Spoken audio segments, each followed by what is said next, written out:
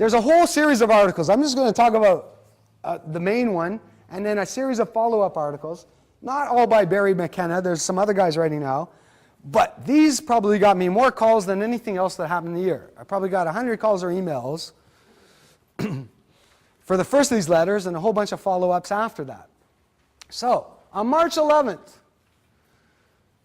Barry McKenna writes in the Globe and Mail that a flawed SR&ED program is costing taxpayers billions, wasting billions of dollars. And he makes various assertions, and I'm reading it, and my head is just spinning, and I'm saying, oh my God, this is the Globe and Mail. Like, you're actually supposed to have reporters who have backup and proof for what they, not just their theory or what they think off the top of their head.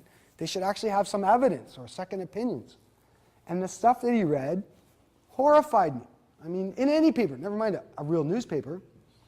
Issue 1, he says, so this is page 5 of your handout thing. He says, this year, Ottawa and the provinces will spend $4.7 billion to more than 20,000 companies. But a third or more of that cash is being wasted and paid to consultants as a result of hazy rules on legitimate R&D and limited government auditing resources, according to dozens of interviews with consultants, claimants, and government officials. Well, I don't know. Okay, I would agree that statistically the latest results say that CRA does spend $4.8 billion a year, so that part seems somewhat factual. The rest of this kind of amazes me. So my first question is, where does he get the idea that all claim out of the $4.7 billion, a third of that's going to consult? I wish I had a piece of that, but I don't think so. There was a study done, and there's another one being conducted right now. I forget the group, but it's actually supposed to be published in the fall about, again, compliance costs. This is a study from back in the 90s that I used to refer to, that they talked to claimants about what's your cost for pulling a claim. And yeah, for claimants under $200,000 of credits, it can go up to 30% or even higher if they use consultants. But I would say the big guys who are claiming more than $10 million, they're not paying 30% to any consultant. They're not even paying 10%. They're not even paying 5%.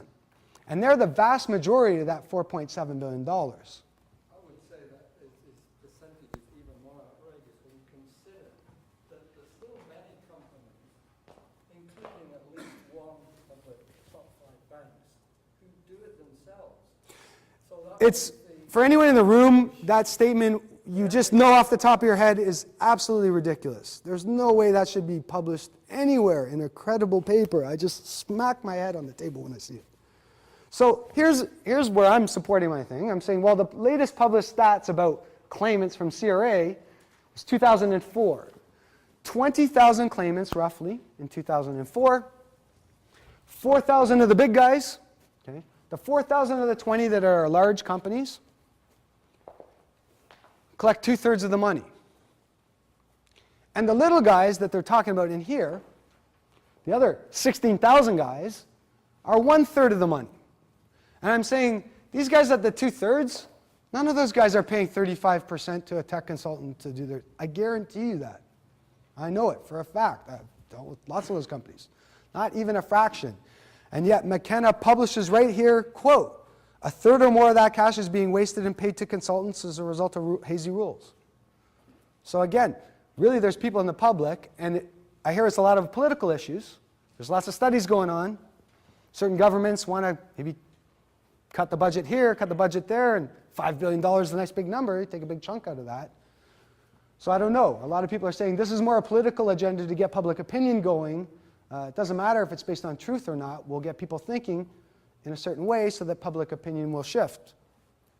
I met the Minister of Finance at a reception a few years ago, and I suggested to him, yeah, the consultants are taking a lot of money, but it's only because the forms are so damn difficult to fill out. I challenged him. I said, why don't you sit down and try and fill one out properly without a consultant helping you, and then have one of your auditors look at it and see what he thinks. I don't know if we ever took up the challenge, but I don't remember the system ever getting any simpler. If it wasn't so complicated to do, you're right, it wouldn't cost money. That's why it costs money. It's impossible for the average guy to do.